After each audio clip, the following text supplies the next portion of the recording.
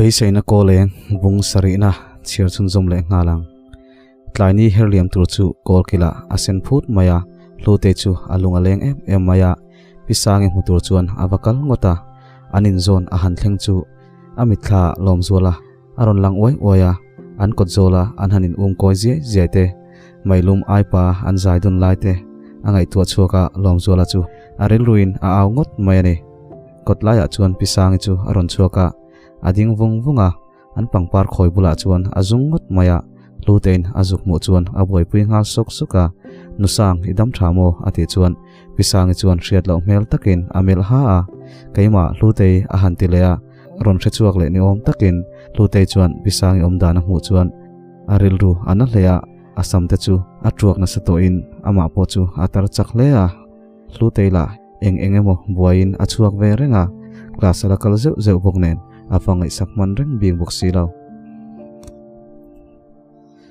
tun lai phei chu rangwa mol lama akal fawa ron phone tu khan aron call fawa ma se amuna thlen che hian mutur aum le ngai silaw pisang chu athai ang chuan abuai puya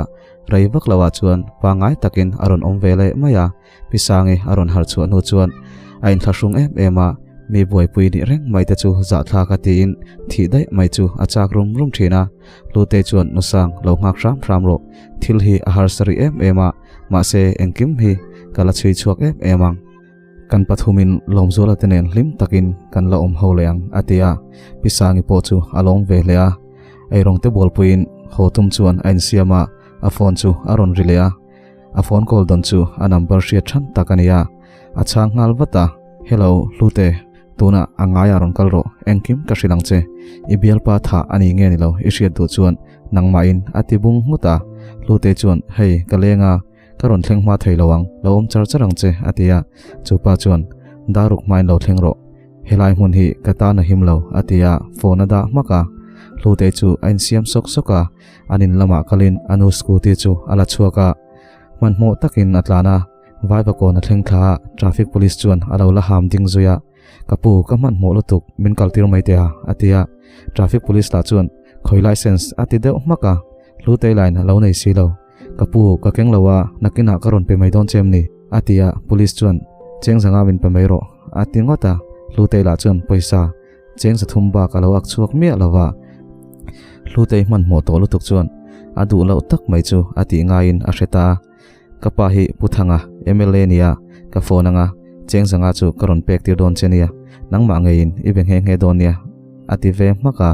traffic police nar trok ve tak chu ameng deuh ko ka boi naktu ka license chu ronda mai ro atia lutela halo thin rim laklo to si kha cheng za hilaro ima mo to ni kha atia akal san ngal maka apa ming chau po chuan thil ati theile in a ria mak ati zok hiala azuk thleng tha thalai tam tak chulai mun pana zula turle in tura an chuksu so mu chuan mizoramin khap an nga ziate khap hlotlin tak thei om silawa khap mingpu om reng mai ta chu anin om lam lek ni na ria rorel phak an nilawa han social chiamero thul berin a relem lawa hetiang reng kan ni chuan nakin loka chuan mizoram hi mi borama kan lain chua mai na ringa chapchar ku tai chuan khap khar ku te hi kan ngak lel jok ta veang tin angai tu chuya motor lian tak kara chuan zuin chak to mel zet tho chu anron lim zia maya lute po chu atlan chak lei theilo athen thak mek chuan darsari alo pial deuh hret towa traffic police chu angai in anchia alo mola phone chu a han phora a call tlang le thei to lo a scooty chu kongsir maya chuna da rempuanena an chuk thlak na huna chuan chuk lein engin nge ni molni chulai mun chu han thli thlai achak tlata amit azuk len ruaya athlang loka chuan putar roi deuh chiang chuang hi azuk muwa kapu mandewa anin tha na kha khoilai vel hi nge a han ti tok maya putar la chuan hriat lo mel tak hian a khoi hu maya abul loka pawalai ve deuh local chho chuan khu khulai in hnung ber khu numa chung in khu nia alo chuak dei to le ngala kazuman tur ka da lo ka sin le tin aron vui chho nunga lute chu azuk chuk zela company in to na chu azuk thlenga lelam chu one way road ang chi kha ni in lelam chu kongpui pa ngai ani achuka an kot zol a thleng chi atia chuan taxi pakhathi anin bula chuan aron in hung vea numa chungi te in chu alo in kal khapa lu te chuan lu chho tumin an lu ka chu a han zo chho zela taxi driver chuan numa chung iwa khat ve tin alo aw waka chu vele lu te chu phuzokin a hoi thlanga la mana lomzo la phur tu taxi driver kha alo nia lu te a han mu chu a phuzok maya taxi driver chuan tungai ni a fanuem ni atia lu te chuan nilove thianpa thil kalo zot lok che mandewa helaya in thana thlen lai bel kha isiam tin azot chui ngal zata taxi driver chu ameng phok deuh shuwa noilam bi zuk pa chuan shami alo engatan ngai ti tin azot let ngal thuaya lute chuan case chu a chui chian le thute shilin case la tu zinga mi angin ain soya chutia ain soi lo chuan azuam mai a lawani zona zot chun zom le ngalin engti khun lai vela tangin nge helai huna hian ikal to tin azot le khera chupa chu ngai that lo mel zet hian a hoi zuk zuka thil ngai to let ni om tak hian alu atwai vul vola lute chu ron tong le in ikal fawang tiro in nei tu hi numa chungi tm ni kha a han tilea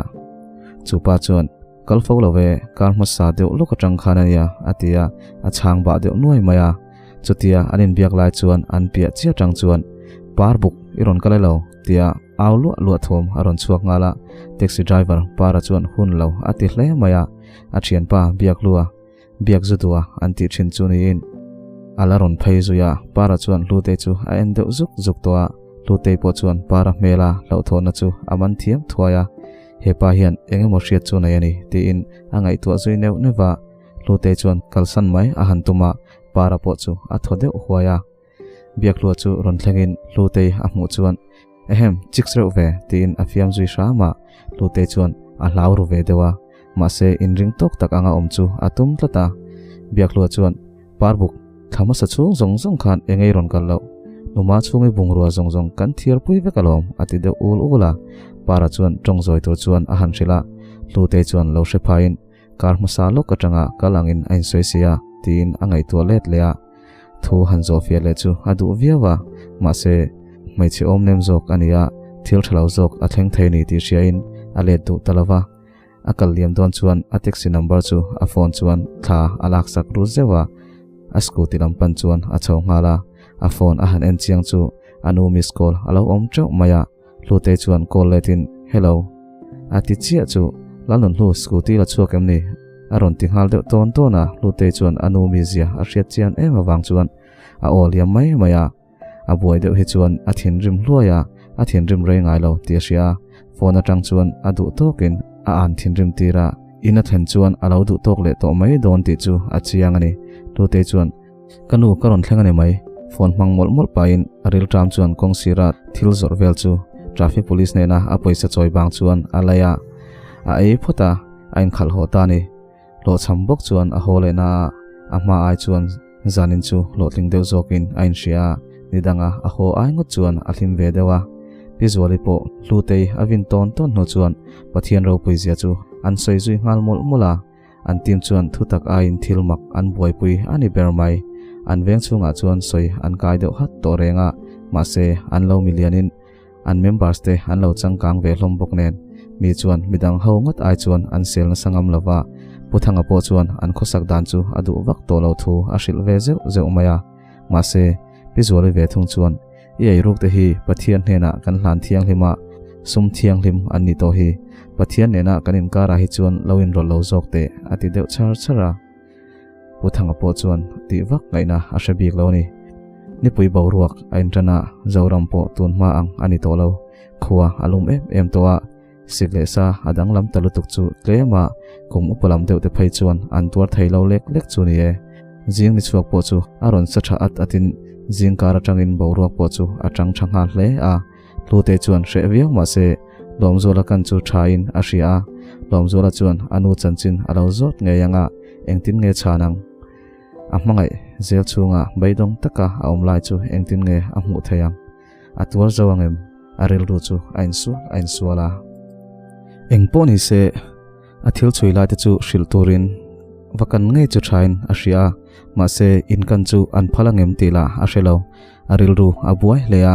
tin anu le paten an hriat phei chuan an soi sadu hial mai theni chuan lama man turin rempuya chu sombe thaina hria rempuya te ina kaltur anga in soin anin chu achua sana an veng mi puite chu mani boy hian an lo boy ve mapa an veng chung mi te nasataka a u thlawang ho tu te khan a u chu khovela hian a om ve thina ni ti po chu an shelo le hial to ang tu ma chuan an boruak chu an ngai sak le to lo rempui te in abathleng chu rempui nu chuan thleng alo sil mol mola pulian kunga chuan phone alo manga alo vin deuh chara ama sa tang kha tan tir le mai ta che midang ti ngai hle nem min riat chua phange alo ti vin deuh langa lute a han mu thut chu a phu deuh zoka phim khurang cheu ti paina phone chu ada ngala lute chu alo chon wata kha lute hevaron jing ve dam thuam hian alo ti le ngal thuaya lute po chuan nia hei rempuya hi lenpuya ron son lok katuma au mem le tina zota rempuya no chuan wakai thote tunlai chu ain khom that chasi aron hot lai theisi klaspo hi akal mu mal lo lutuk alo ti bora lute chuan rempuya room lam chu panin akal phai ngala rempuya chu alo lam tui hle a lute chuan asoi deuh noka thote eme mache delhum sa ai tu memni rempuya chu ain khu thale sawa alum ro puisi puante hi engtin ngai sin thei noi deuh chung hian atia rempuya chuan kalte anin om ni zan lam kameng relom tin achanga ain lukhup thalea lute chuan jimikala in la sek ro puisi imu thur thura man na tur om lo e mai ti pa chuan apuan chu apo thlak saka rempuya chuan anin omo mai chen sexy indua mi pain sexy ni kan tum vele ni mai in sexy kha man na tur om bik lo atia lute chuan kha emut po chuak to lo min ron hnial zot lo khan thote atilea aron tho chua aron hambui buya rempuya chuan enge ni le pekta pe om lo le ngotang alo tiloka lute chuan ven siam la chote vai photla ka hrilang che atia rempuya po chu pe lo mel zatin ain phi faya tuk chuan te ai zo nu chuan ain ti file sok soka chotia ain ti file lai mek chuan rempuya phone chu aron ria ha anot lak lo bok nen lute lo la mai te atia lute chuan a han ena numa chungi phone call nin lute chuan a chang hala ma chungi chuan mai che o a hria chu angoi deuh wanga lute chuan hello atile thina ma chungi chu ron tongin rempuya om lo emni bung deuh hmu thian atia lute chuan thin chiat mel hi anti khopa ome abuai loka kalo hril don nia atiliam ve maya ma chungi chuan tuna kaute apoimo atilet vea lute ngai dan chu ani lo hlea idule ron ko le mai ro ti pain phone chu da maka rempuya chuan tungea invite beno lo ve atia lute chuan rempuya hena phone pe pa chuan ka shabik lo numa chungin in ka ria apingi save dan kha ka hriat to nu ang top atia rempuya chu ameng phok deuh sha a enge ron soi ati ngal wata engma local ro kalbat watang atia rempuya point call le to lem lo chuan an chuak dun ta ngala chu khopuile ami cheng ta chu an man hlel ema tu po mai chu an buain an phemurmura mihring hi zong kan dam chung hian in dailo rengin kan khosareng maidon ani hi rempuya nena anin phur chu anu chuan lute chuan an kalna tur mun chu a hril chawa rempuya chu a phur lo hlea ma se lute laka tlak lum nan chuan a soi ang chuan aumri phot angai ani lom zola te ta na zel an wa thlen chuan a mu theile thailo te an zota mu an loram titlat lo mai in kan ni kan siama du huna a mu thailo ni min hrathiam ro ti nan lo changa lute po chuan ti luichia ngai loin an le dun le naka rempuya chuan enge mui tum chan inu le patin an hria chuan an thin rim don mai atia lute po chuan min ron phone tu chungchang kha hril ka duwa tunge ni a hriat tak mialin he thil hi chiang takin ka chui don ani rempuya chuan lutein atum ru zia a hriat chuan pui ngai atum veta a lute ka puyang che ma se engkim kotin thutluk na asiam fel vek to a film khur taka kan chui ro chu angai don ani atia lute po chu alom lea rempuya nena anin thurwal theita chu kong a ol sam de sot donin asia rempuya nen chuan anin betam le ta hle a thai ang chuan pisangi po chu ava boy pui ve thin boka lute chu ama to ka aril ru a boy ve tak zetani zanmut muna ain ngai tu chang hi chuan lom zola chu bansan to mai adu rum thina a bai seina ta chu lo tling don to lo ni te hian a hre thin ma se engkim tur dun tura an thutluk na kha a hre chuak le thina tin lom zola alo mangai zia po a hre thar le thin mangai na hi zong amakani hi hlimna huna te lomna ni ya te aku umum thina harsat na le lungai na ruama apar chuakin avul zual thungsi hun le ni a herliam vezela rot puya le RK po anin benasa zual leya an lunglen anin hnem ton ani deuh bermaye RK po zir chuak lava ron ho atum viawa ma se pitluangin zuk belein pisangi chu kumin chu kalau buai puino no thai mayang izir lai chu zolo loro ati wangin ril ru min zan lawin phailama chuan alo kha ania rot puyen chuan anin betam tel tela lom zola chu RK thian thatak ani thute chu rot puye chuan a hre chho zela mak ati ema ngai zong ang deuh tho hian anin bia ani ber to mai rot puye chu ma chungi tena chuan lengin a thu verana nu ma chungi ai rong bol sut sut chu local nain iwahlim lo mel ve rot pui ati dam deya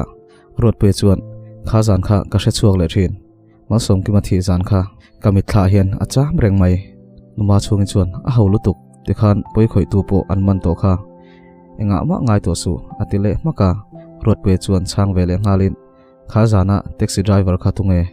lom zola thian pa kha karing thlot lawania atia numa chungi chuan africha abiar ada chu pani la chuakin an induna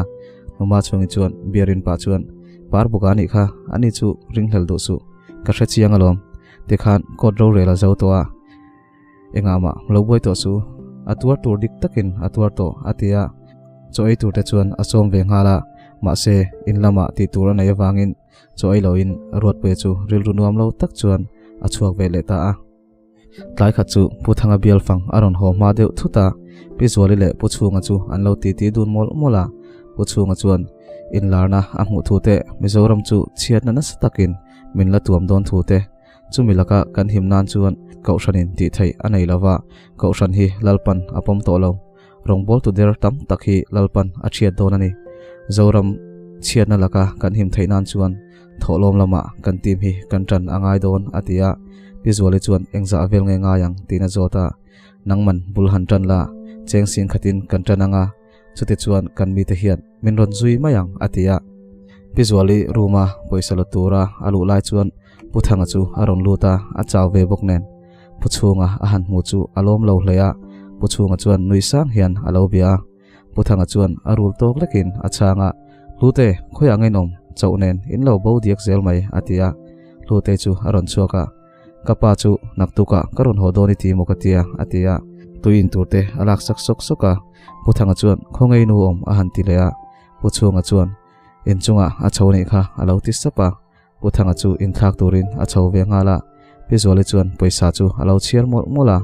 puthangan amu chu kha engei ti awati deu thuta visually chu a phuchiang kher mai poisa chu alo hum deu trana puthanga jin cha mut fulo boxi chuan engatan ngai ti ati vin deu chara visually chuan sual thupa choina ni hi ati maya puthanga chuan sual thupa choina hi in tireng mai weng zat fa ko nge kan choi don kan ba sual bik om mmv kan choi tam to e mai dam thuam hian atia visually chuan zoram kan sual to zia ngai tu hi chuan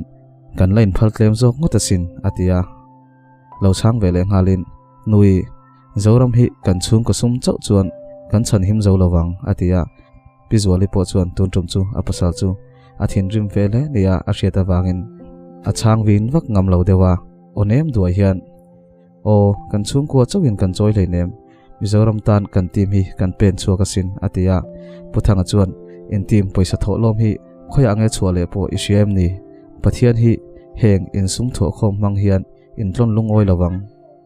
mir thei kan pekte biakina tholom ani dan tur dik taka kan thote hi du tok ve mai ro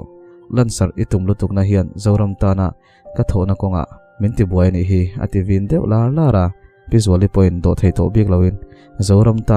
tan hi ti ve jesu isum thiang hlim lo ho hi thiang hlim taka ka mangani hi lo shero ati vin ve thaka puthanga chuan ko deu sok pa hian isum misum hi tia amang na saberini hi isiam intana sin ka tho atia visually po chu angoi ve ta a in noi lama chuan an chuk duna puchunga chu visually chuan poisa chu ahlana puchunga chuan lalpan ale tam takin rul chewro se puthang kalo tong trai sakang chu atia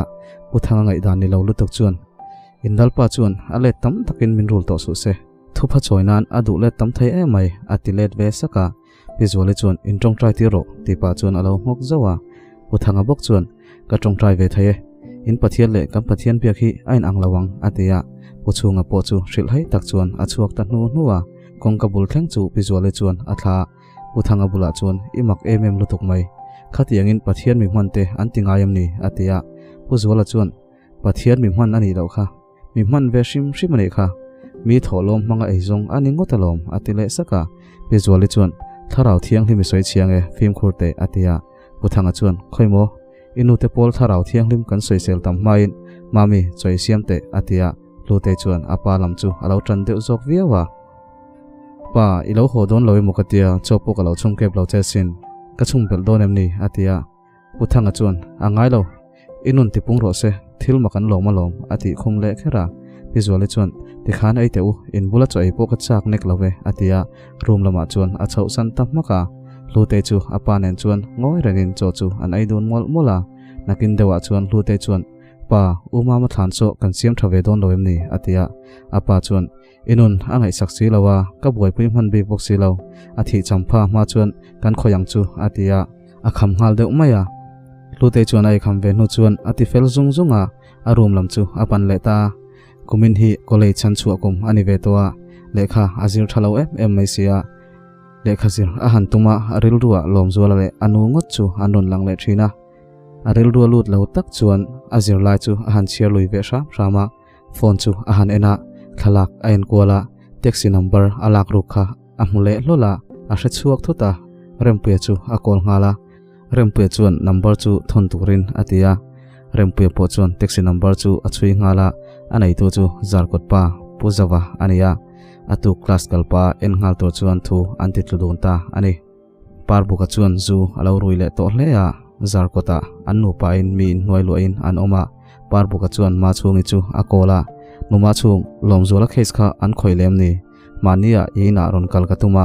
mai chepa khatin in vel kha alo thli thlaya kanin muthuta lomzola case la tu kania atia kaboi man tre pani atia numa chungi chuan kain son to kati kha irui lai che hian min ron bia voyang zat ne kan chu to thu ka shil che zukal to reng su atia parbukala chu alo kam nam lak lo to sia ingai om thin e malom somki makha chu lomzola khan a khoi na lo ka ti jok khopa ati chia chu numa chungi chuan hei mian om phone ka da don I har film huna min ron biang che atia phone chu ada maka tukdang ang bokin jing chuak chu amoi leya bathara chongjong sot eute jingkara sawa shamri ronri chia te chuan nun ati thoveng leya ma se jing ni chuakin mishing tamjok akai tho nu chuan chung sawale ran nung shamri te chu khol ribeng cheng tak thomin aron thak thuaya khovel rimoi chu mishing siam chop thom beng chengin aron thak leta ani lute chu ma taka thawin ache sok soka an boi viau na in ongpui lakhi adu tlat lawa kan khoi sen lo khop boina hin chunga omlo ati tata anu chuan sumlama an har sa lo boknen ongpui lak mai po poi ati lo thunga tuk thuan anai kham nu chuan rempe churon kalin lute nen chuan an taxi chui lai nei tupa motor chuan an kal duna tekhan bungsari na alo top leta ngai thatu te hin chunga kaloma chuanin like le comment lama hian tran la sawila in share khachu in kota omse in pai chuanin min lo share sak don nia share tura hanin ngen ngong te hin thashum om ve thina alo ngai thachun ang khachuanin min han like sak te